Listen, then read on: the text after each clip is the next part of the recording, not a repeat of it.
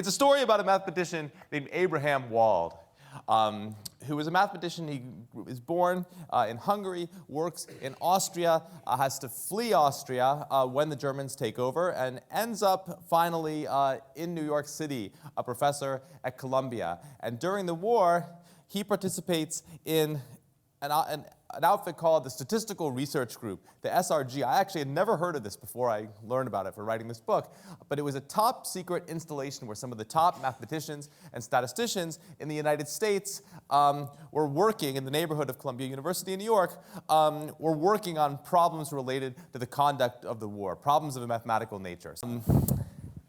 And one day, a group of generals came to the SRG and they came to Abraham Wald with a question.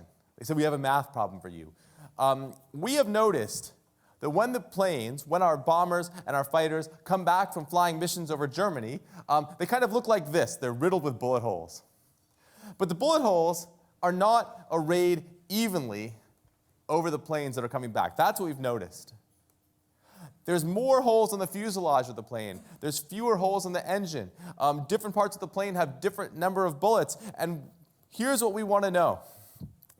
We need to figure out how to put the armor on the planes. This is a serious issue, right? Because if you put too much armor, the plane doesn't fly, and that's bad. If you put too little armor, the plane gets shot down, and that's bad. So they came to the SRG, the generals did, and said, we need to know how much more armor should we be putting on the parts of the plane that are getting hit more? Is there some kind of formula for this? Is there some kind of math equation that you math guys can do for us to solve this problem? And here's how the story ends. Wald says, no. He says, you have it completely wrong.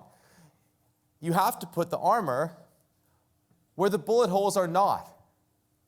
You have to armor the engines, not the fuselage. Why? Because it's not that the Germans can't hit your planes on the engines. It's that the planes that got hit on the engines are not the ones that are coming back from the missions.